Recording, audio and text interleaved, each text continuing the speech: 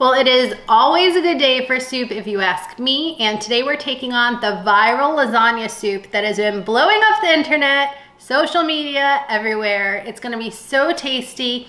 I wanted to make my version and really break down the steps for you because there are quite a few ingredients, as you'd expect from lasagna. You need all the ingredients in there, but how can you really just break it down into a handful of steps that makes it easy to make? And that's what I want to solve for you today.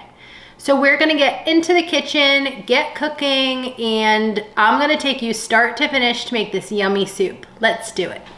The first thing you're going to do is brown the meat. So you want to add the ground beef, Italian sausage, olive oil, and salt and pepper to a large skillet on the stove on medium-high heat.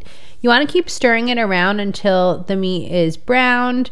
This is going to take about 5 to 10 minutes, and then you can drain any grease from it and set it aside. I usually do this by pushing the cooked beef and sausage onto a paper towel lined plate. And then it's time to make the lasagna soup base. To do this, you're going to heat a large soup pot over medium heat. You want to add the butter, diced onion, and diced carrot to the pan and saute for about 5 to 10 minutes while the veggies become translucent.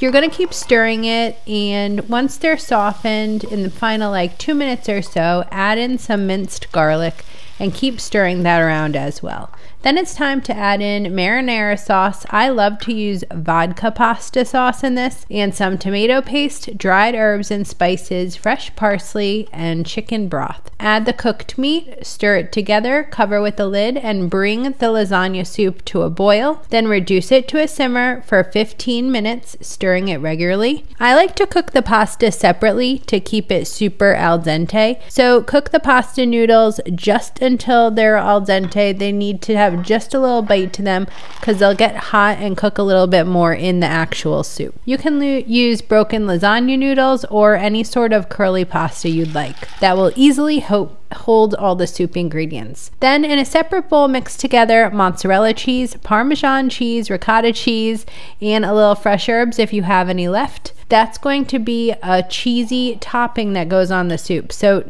time to assemble the soup. You want to add a spoonful of cooked pasta, the soup base, and a dollop of that Italian cheese mixture. Garnish it with fresh herbs and enjoy. Print the recipe steps at Sip Bite Go. Cheers! Delicious.